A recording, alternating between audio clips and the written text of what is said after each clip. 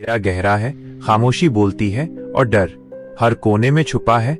आप सुन रहे हैं द फियर जोन, जहां कहानियां नहीं, डर जिंदा हो जाता है। रिचर्ड विला का रहस्य। शाम के 6 बजे थे। एक सन्नाटे भरे रास्ते पर मिसेस छाया अपने प्यारे टॉमी को घर से दूर टहला रही थीं। कुत्ता दौड़ते दौड़ते उन्हें काफी दूर ले आया। अचानक टॉमी एक पुराने बंद पड़े बंगले रिचर्ड विला के सामने आकर अचानक रुक गया और जोर जोर से भौंकने लगा। मिसेस छाया बार बार उसे चुप कराने की कोशिश करती रही, मगर टॉमी उस बंगले की ओर देख देख कर लगातार भौंकता ही जा रहा था। जब मिसेस छाया की नजर बंगले पर पड़ी तो उन्होंने देखा कि बंगले का मुख्य दरवाजा थोड़ा सा खुला हुआ था। ये वही बंगला था जो बरसों से बंद पड़ा था। इतने वर्षों से बंद पड़े बंगले का दरवाजा खुला देख मिसेस छाया की आंखों में डर की लहरें दौड़ गईं। अचानक टॉमी जोर जोर से भौंकता हुआ फुर्ती से उस बंगले के अंदर घुस गया। मिसेस छाया ने उसे रोकने की बहुत कोशिश की, लेकिन टॉमी इतनी तेजी से भीतर चला गया कि उन्हें कुछ समझने का मौका ही नहीं मिला। वो दहशत भरी नजरों से बंगले को देखने लगी। तभी उनके कानों में टॉमी की दर्द भरी चीख सुनाई दी। कुछ ही पलों में वो चीख रोने की आवाज में बदल गई और ऐसा लग रहा था जैसे कोई अंदर टॉमी को बेरहमी से पीट रहा हो। टॉमी से बहुत प्यार करने वाली मिसेस छाया खुद को रोक न सकी। डरते डरते उन्होंने अपने कदम बंगले की ओर बढ़ाए और कुत्ते को आवाज लगाती हुई मुख्य द्वार से अंदर चली गईं। अंदर की सारी लाइट्स जल रही थीं, लेकिन जैसे ही उन्होंने भीतर का नजारा देखा, उनकी आंखें दहशत से फटी की फटी रह गईं। उनके गले से एक जोरदार चीख निकल गई। उन्होंने देखा कि फर्श पर टॉमी का कटा हुआ सिर पड़ा था और पूरा फर्श खून से लथपथ था। मिसेस छाया डर के मारे बाहर भागने के लिए दरवाजे की ओर दौड़ी, मगर तभी दरवाजा एक जोरदार आवाज के साथ बंद हो गया। दरवाजा बंद होते ही बंगले की लाइट्स एक एक कर बुझने लगीं और कुछ ही देर में वहां अंधेरा छा गया। मिसेस छाया रोते चिल्लाते हुए दरवाजा खोलने की कोशिश करने लगी, लेकिन ऐसा महसूस हो रहा था जैसे वो दरवाजा बरसों से जंग खाकर बंद पड़ा हो। उन्होंने पूरा जोर लगाया, लेकिन उनकी सारी कोशिश नाकाम हो गई। धीरे धीरे उन्हें दम घुटता हुआ महसूस होने लगा। अचानक उन्हें ख्याल आया और उन्होंने अपना मोबाइल निकाला। घबराते हुए उन्होंने अपने पति का नंबर डायल करने की कोशिश की, मगर फोन पर नेटवर्क ही नहीं था।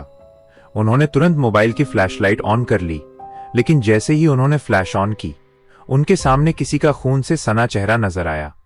वो चेहरा उन्हें घूरते हुए डरावनी मुस्कान हंस रहा था। डर के मारे मोबाइल उनके हाथ से गिरकर सोफे के नीचे चला गया। कुछ ही पल बाद मिसेस छाया की चीखों ने बंगले के सन्नाटे को चीर दिया। अगले दिन सुबह पुलिस को मिसेस छाया और उनके कुत्ते की लाश रिचर्ड विला के बाहर बरामद हुई। इस घटना के 1 महीने बाद दोपहर के ठीक 3 बजे एक काले रंग की मर्सिडीज बड़ी तेजी से दौड़ती हुई रिचर्ड विला के सामने आकर रुकी। कार से अजय, ध्रुव, टीना और माया बाहर निकले। सभी ने विला को बड़े गौर से देखा। माया, जो अजय की पत्नी थी, अजय के गले में हाथ डालते हुए खुशी से बोली, वाह अजय, ये विला तो सच में बहुत खूबसूरत है, बिल्कुल सपनों के घर जैसा। मनाली शिफ्ट होने का तुम्हारा फैसला बिल्कुल भी गलत नहीं था। अजय ने अपनी बेटी टीना की ओर देखा, जो अक्सर चुप चुप रहती थी। अजय, तुम्हें कैसा लग रहा है माई चाइल्ड? टीना ने हल्की मुस्कान के साथ जवाब दिया, जैसा मम्मा ने कहा, बिल्कुल सपनों का घर। ध्रुव, जो अब तक विला को टकटकी लगाकर देख रहा था, अपनी मां से बोला, मॉम, देखिए, ये खूबसूरत पहाड़ियों और हरियाली के बीच बना विला किसी महल से कम नहीं लग रहा। और डैड, सबसे अच्छी बात यह है कि इस विला से थोड़ी ही दूरी पर एक चर्च भी है। चर्च का नाम सुनकर माया बहुत खुश हो गई, क्योंकि वो धार्मिक आस्था रखने वाली औरत थी।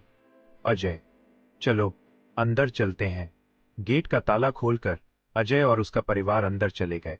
अंदर जाते ही अजय ने लाइट ऑन कर दी। सबने देखा कि विला अंदर से वाकई बहुत बड़ा और खूबसूरत था। हर कमरे में एक बड़ा सा फायरप्लेस बना हुआ था, जिसमें कुछ पुरानी जली हुई लकड़ियां अब भी रखी थी। माया विला को देखकर तारीफ करते नहीं थक रही थी। अपने परिवार को खुश देखकर अजय भी बहुत खुश था। तभी माया ने अजय से पूछा, लेकिन अजय, तुमने ये तो बताया ही नहीं कि ये विला कितने में खरीदा। हमारे पास तो इतने पैसे नहीं थे कि हम इतना आलीशान बंगला खरीद सकें।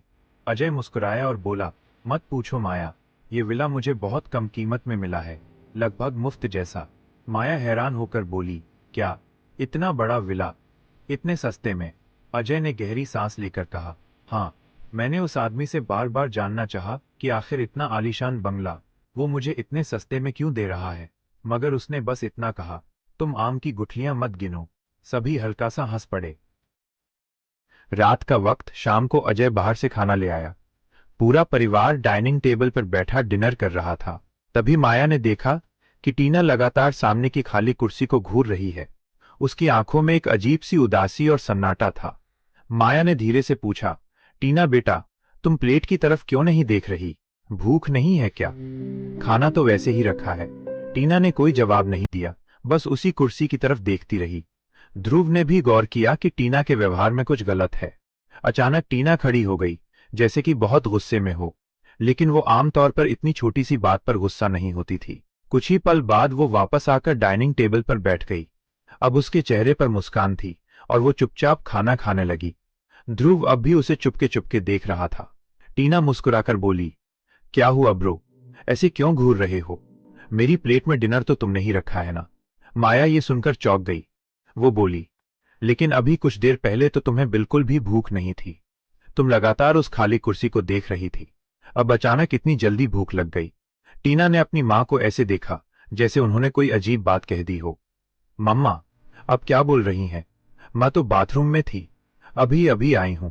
शायद आप सपना देख रही थी। टीना की ये बात सुनकर अजय, ध्रुव और माया तीनों अवाक रह गए। माया और अजय ने देखा कि टीना आराम से डिनर करने लगी।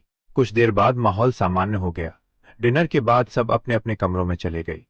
टीना और ध्रुव ने तो आते ही अपनी पसंद का कमरा चुन लिया था। माया और अजय भी अपने कमरे में जाकर गहरी नींद में डूब गए।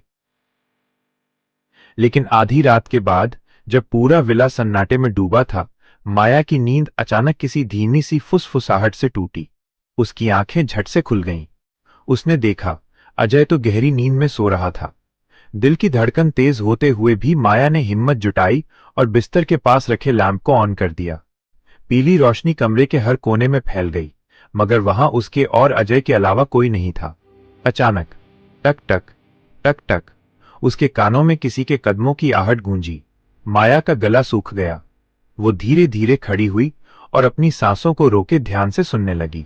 आहट साफ थी, मानो कोई उसके कमरे के बाहर धीरे धीरे टहल रहा हो। वो बुदबुदाई, इतनी रात को कौन टहल रहा है? उसके दिल में डर की ठंडी लहर दौड़ गई। कमरे का दरवाजा उसे अब अजीब सा लगता था, मानो कोई उस पार खड़ा होकर उसे घूर रहा हो। माया अपने कमरे का दरवाजा खोलकर धीरे धीरे कदमों से बाहर आ गई, मगर उसने देखा कि बाहर कोई भी मौजूद नहीं था। ये देखकर माया बहुत हैरान हो गई। तभी अचानक उसकी नजर सामने रखे हुए एक बड़े से फ्रिज पर पड़ी, जो खुला हुआ था। माया ने देखा कि फ्रिज से कोई पानी की बोतल निकालकर पी रहा है। माया धीरे धीरे कदमों से फ्रिज के पास जाकर खड़ी हो गई। उसने देखा कि वो कोई और नहीं बल्कि उसकी बेटी टीना थी। टीना पानी पीने में इतनी व्यस्त थी कि उसे इस बात का एहसास ही नहीं था कि माया उसे घूर रही है। माया ने टीना की ओर बहुत गौर से देखते हुए कहा, टीना, तुमसे कितनी बार कहा है कि इस तरह से पानी नहीं पीते? मगर माया ने देखा कि टीना ने उसकी बात का कोई जवाब नहीं दिया, बल्कि वो गुस्से से माया की ओर देखने लगी। टीना की आंखों में एक अजीब सी खौफनाक चमक थी। उस चमक को देखकर माया अंदर तक सिहर गई। टीना ने बड़ी फुर्ती से बोतल फ्रिज में वापस रखी और सीढ़ियों से होती हुई अपने कमरे की ओर ऊपर चली गई। माया हैरानी से उसे देखती रह गई। पता नहीं क्यों उसे सब कुछ बहुत अजीब लग रहा था। उसे ऐसा लग रहा था मानो वह उसकी बेटी टीना थी ही नहीं। माया इसी गहरी सोच में डूबी हुई वहीं खड़ी थी कि अचानक पीछे से उसके कंधे पर किसी ने हाथ रखा। माया अपनी सोच से बाहर निकल आई। उसने जैसे ही पलट कर देखा तो सामने उसका पति अजय खड़ा मुस्कुरा रहा था। अजय ने मुस्कुराते हुए कहा, क्या हुआ, यहाँ ऐसे क्यों खड़ी हो? माया ने एक ही सांस में सारी घटना अजय को बता दी। माया की बातें सुनकर अजय अजीब से अंदाज में मुस्कुराते हुए बोला, तुम्हें कोई वहम हुआ है? अजय के स्वभाव को देखकर माया थोड़ी खामोश हो गई। इतना कहकर अजय तेजी से बेडरूम की ओर चला गया। अजय के इस तरह के रवैये से माया बेहद हैरान थी, लेकिन उसने सोचा कि वो कल इस बारे में जरूर अजय से बात करेगी। उस रात जब माया कमरे में गई तो उसने देखा कि अजय गहरी नींद सो रहा है। माया भी बिस्तर पर लेटते ही नींद में चली गई। मेरा गहरा हो रहा है पर डर अभी भी जिंदा है। जुड़े रहिए द फियर जोन के साथ और चैनल को लाइक और सब्सक्राइब करना मत भूलिएगा।